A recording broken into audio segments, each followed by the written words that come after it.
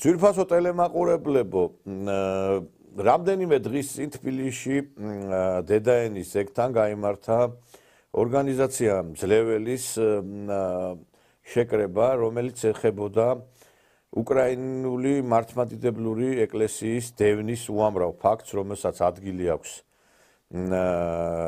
კარგად მოგეხსენებათ კიევური ხუნტის მიერ, რომლებიც დევნიან ეკლესიის მსახურებს, დევნიან მრევლს, დაპატიმრებულია მეუფე არსენი, რომელიც სხვათა შორის ძალიან თბილად მოიხსენიებს საქართველოს, ჩვენ მართლმადიდებლურ ეკლესიას, ჩვენს სახელმწიფოს, საქართველოს. Икона эта особо почитаема не только на Святой горе Афон, но особо эта икона почитаема в Грузии, в Иверии, потому что именно в грузинском Иверском монастыре благоволила Божья Матерь иметь пребывание через свою святую икону. И есть такое предание, что в конце времен, перед пришествием Божьим, икона, как она пришла на Афон чудесным образом, так же она чудесным образом с Афона уйдет. И знак того, что икона исчезнет, это будет знак, что всем насельникам Святой горы Афон, монашествующим, надо будет гору Афон покинуть. Потому что по преданию по святоотеческому, перед концом, со всеми святыми храмами и святынями своими, Афон погрузится под воду, чтобы нечестивцы не вступили и не осквернили сего святого места. Икона же по преданию перенесется в Грузию, в Иверию. И по сегодняшний день грузинская православная церковь, возглавляемая патриархом Илиею, старцем святой жизни, который имеет огромный авторитет во всем православном мире и особенно среди своего народа. По сегодняшний день святая грузинская церковь пребывает в хранении твердого такого святоотеческого благочестия. Они служат по старому стилю. Службы происходят на древнегрузинском языке, который не имеет уже с современным языком, как бы мало общего имеет, и он не употребляется, кроме как на богослужениях, древнегрузинский язык. Множество угодников Божиих просияло в Грузии, и насколько это был народ православный, твердо держащийся правил благочестия, говорит событие 1227 года, которое произошло в древней столице Грузии, в городе Мцхете. Персы захватили Грузию. Захвачена была и столица Грузии, Мцхет. Захватчики согнали всех православных на берег реки Куры. Есть до сих пор, мы знаем, братья и сестры, из произведения Мцири эту историю и об этом древнем городе, когда он в поэме Мцири Лермонтов пишет: «Там, где сливаясь шумят, обнявшись, будто две сестры, струя Рагвы и Куры, был монастырь.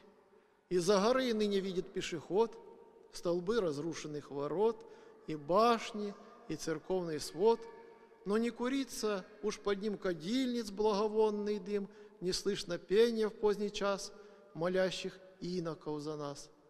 Один старик, как лунь седой, развален страж полуживой, сметает пыль с надгробных плит.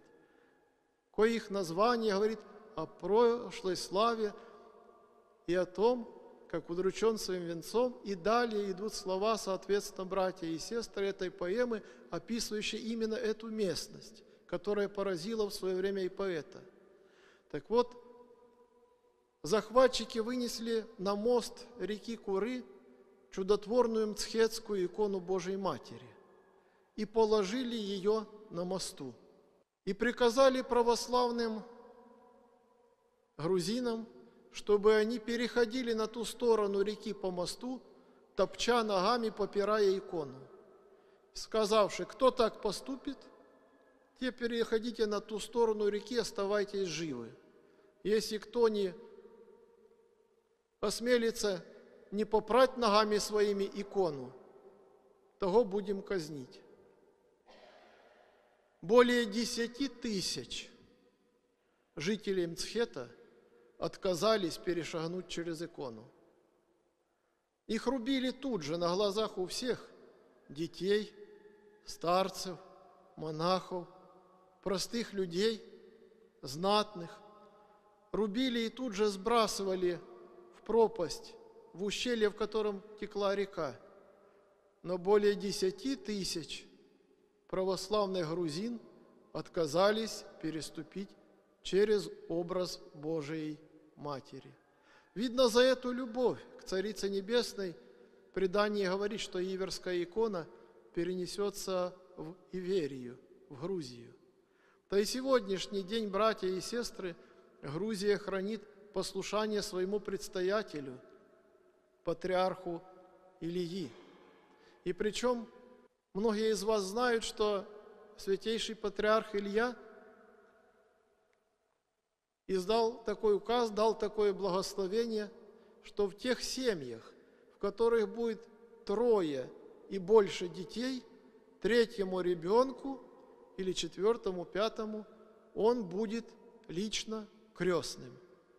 И вот недавно только что грузинский патриарх совершал крещение над 600 младенцами, будучи им крестным отцом. Уже старец преклонных лет, как Симеон Богоприимец, он крестил, воспринимая этих деток, и многие из грузин имеют патриарха в родстве духовном, как крестного отца их детей, и будучи, соответственно, кумовьями самому патриарху. ეს ადამიანი ამ წუთას დაპატიმრებულია, ასევე უამრავი სასულიერო პირი დაპატიმრებულია. არის ასევე ინფორმაციები, რომ ცალკეულ შემთხვევებში შეიძლება ისეთი ფაქტებიც იყოს, რომლებიც სიცოცხლის ხელყოფასაც ეხება, მაგალითად მრევლისა.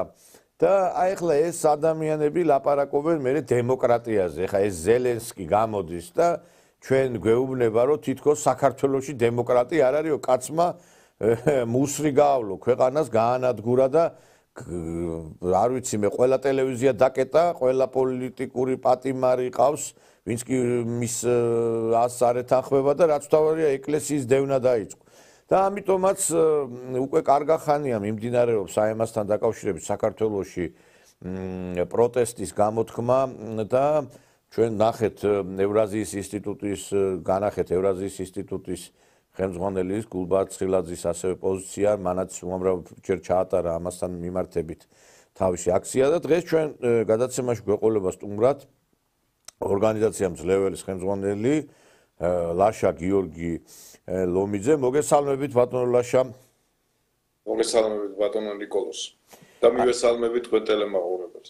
გაიხარეთ. აი თქვენი უშუალოდ აი ამ აქციის შესახებ გითხარით, რომელიც ჩატარდა მრავალი ადამიანი დაესწრო ამ აქციას, აი რა საპროტესტებდით და იქნება გითხრათ აი თქვენი შეკრების. ეს აქცია ჩატარდა 25 ნოემბერს, ზუსტად იმ დღეს, როდესაც პარლამენტის გახსნა მიმდინარეობდა და მოგეხსენებათ თბილისის ქუჩებში რა ორომტრიალი იყო, რა დავიდარებას ჰქონდა და ეს დავიდარება დღემდე გრძელდება. ეს აქცია ჩატარდა ათონელის ქუჩაზე, ორბელიანის სასახლის მოპირდაპირედ და გიორგი ლეონიძის სკვერში, გიორგი ლეონიძის ძეგლთან, მემორიალთან. ეს აქცია ეძღვნებოდა ჩვენს დამოკიდებულებას ზოგადად ქართველი ერის და ზოგადად იმ ადამიანებისას, ვინც თავს თulit ქრისტიანებად, მართლმადიდებლებად და ქართლმაშასა და ქართველებად, რომ ჩვენი პოზიცია გამოგვეხატა იმ უმსგავსების მიმართ, რაც ხდება ჩვენ სამეზობლოში. კერძოდ ჩვენს მოძმე რუს ერში, რაც მიმდინარეობს ზვათამკვლელი ომის გარდა, ხდება მიტანა იერიშის ზოგადად ქრისტიან მართლმადიდებლობაზე და ეს ფაქტი როგორც ასეთი არის არა მარტო უკრაინაში მცხოვრები და რუსეთში მცხოვრები ზოგადად ქრისტიანის საკითხი, პრობლემა, არამედ ნებისმიერი ქრისტიანის, საქრისტიანოს მარტივად. ვინაიდან ჩვენ სულ ცოტა ხნის წინ ძალიან მცირე ისტორიულ წარსულში ასეთივე რეჟიმი ყავდა სამწუხაროდ, ჩვენ და სამწუხაროდ, რომლებიც დღიდან პირველი მოსვლისა დაუპირისპირდნენ ეკლესიას, ქართველობას და ზოგადად მართლმადიდებლობას. ამ დღეში ვხედავთ, რომ ჩვენ სამეზობლოში ეს ვითარება დევნიან მრევლს, დევნიან მღვდელმთავრებს, სასულიერო პირებს, მორწმუნე ადამიანებს. ახორციელებენ ძალიან დიდ რეპრესიებს. მარტივად გამოდევნილი არიან, გამოდევნეს მართლმადიდებელი მრევლი ტაძრებიდან, ეკლესიებიდან უგზალავენ მათ ერთად შეკრებას, ლოცვას. ვინაიდან მათი ავანტყოფი გონებაში არის აზრი, რომ ყველანი ესენი მართლმადიდებლები არიან რუსეთის აგენტები. ერთ-ერთზე კალკილებულად მოქმედებენ ჩვენთანაც ეს პატივცემული, ეგრეთ წოდებული ხროვა საკრებულო სატანისა, რომელიც იგივე მიზნებით არის მოსული. რამე თუ ჩვენთანაც იგივე განახორციელოს. ხო და ჩვენი ერთგვარი პროტესტიც იყო, რომ მეტად მართებს ერთ-ერთმანეთთან გვერდში დგომა, ჩვენ სოლიდარობა გამოუცხადეთ მათ ქართველებს სახელით, ვინაიდან მარტო ჩვენი აქცია, ჩვენს მიერ, ჩვენი ორგანიზაციის მიერ ჩატარებული აქცია არ გახლდათ 25 დეკემბერს. მანამდე ამ წლის მანძილზე ევრაზიის კავშირმა, ევრაზიის ინსტიტუტის წარმომადგენლებმა, დავით აიაზაზამ, დამოუკიდებელმა ბლოგერმა და საზოგადო მოღვაწემ ჩაატარა იგივე აქციები. ამის შესახებ მე შემაჯამებელი კონფერენციაც კი გადავწყვიტეთ, რომ ჩაგვეტარებინა და გვესაუბრა. თუ რას ეძღვნებოდა ეს ყველაფერი? ეძღვნება ის, რომ ჩვენ დავიცვათ ჩვენი თავი და ზოგადად ქრისტიანობა.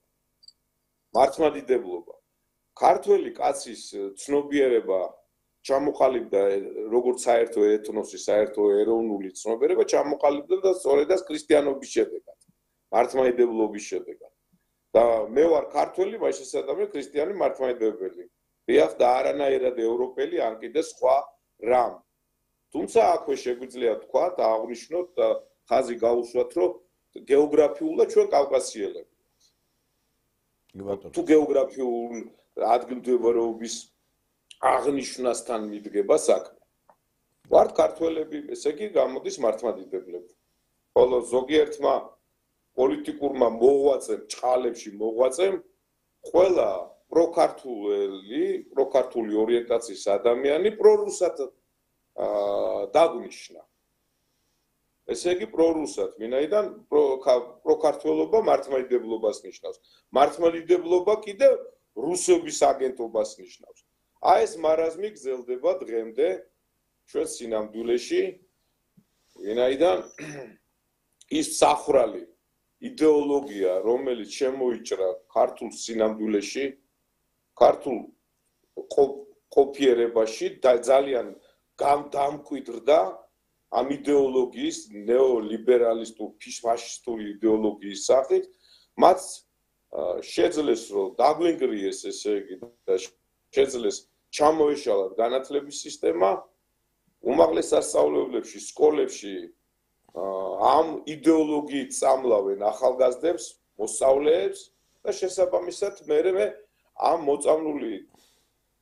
მათგან მოწამლული თაობის მართვა არ ეძნელებათ.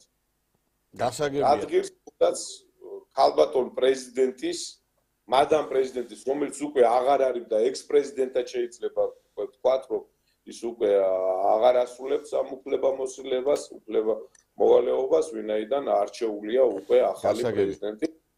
თქვენ აი ამ აქციებში მე დავინახე სასულიერო პირებიც ჩართულები არიან ამ აქციებში, რომელიც იმართება აი უკრაინის ეკლესიის, მართლმადიდებლური ეკლესიის მხარდასაჭერად და ძალიან ბევრი აპროტესტებს ამას და მე მაქვს ინფორმაცია, რომ მივიდა კიდევაც თვითონ იქ უკრაინის ეკლესიამდეც ეს ინფორმაცია, რომ ქართველები მათ გვერდით არიან, როგორც მე ვიცი. დიახ.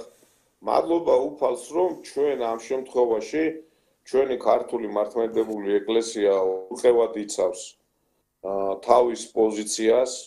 ეს პოზიცია კი გამოიხატება იმაში, რომ ურღვევობას აღიარებს ეკლესიური ტერიტორიული ურღვევების საკითხი ჩვენი წყებსთავრისაგან, ჩვენი მღვდელმთავრის კრებისაგან ეს არის ურყევი.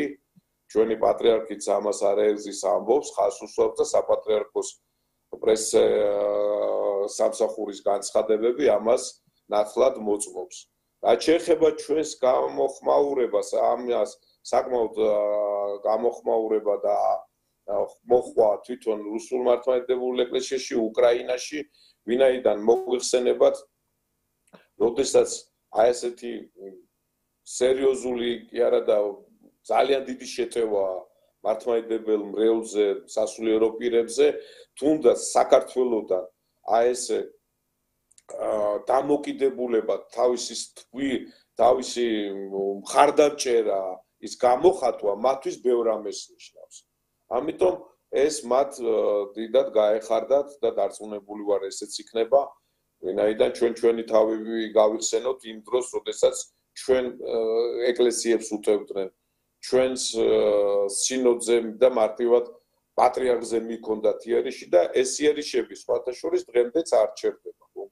კარგად ვიცით, როგორ არის ინტერნეტ სივრცეში ქართული ეგრეთ წოდებული აი ამ ახალგაზრდა ბლოგერების მიერ გაცხადებული სიტყვები, რომ თვითონ რისკენ არიან მოწოდებულები და მოწოდებულები არიან იმისკენ, რომ ჩამოშალონ ეკლესია ფიზიკურად ტაძრები, ფიზიკურად დაანგრიონ ბულდოზერებით და מחვილით და ცეცხლით ამოშათონ ჩვენგან ეს ჩვენ სულებიდან მარტივად ქრისტეს რწმენა.